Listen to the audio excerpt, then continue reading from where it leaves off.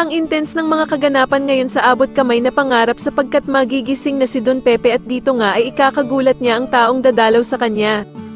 Dito nga ay may bagong dadating na magiging kakampi ni Annalyn at eto nga ay walang iba kundi ang anak ni Giselle na si Justin. Samantala ay makakasalubong ni Annalyn ang bagong tauhan na si Justin at dito nga ay malalaman niyang dadalaw din pala ito sa kanyang lolo Pepe.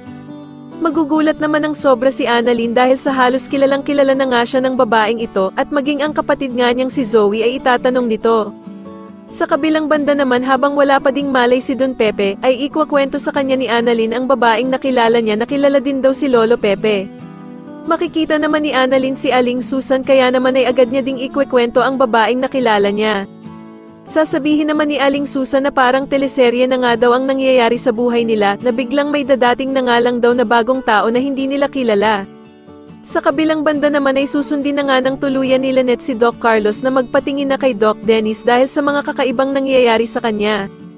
At dito nga ay sasabihin ni Doc Dennis ang naging resulta ng pag-check up niya kay Lynette at dito nga ay meron daw itong anxiety dahil sa traumang nakuha ni Lynette sa mga holdapper. Samantala sa wakas nga ay magkakatagpo na ang mag-ina na matagal nang nagkawalay na sila Giselle at ang anak nitong babae na si Justin. Subalit hindi magiging maganda ang kanilang unang pagkikita sapagkat may matatapunan ng kape itong si Giselle.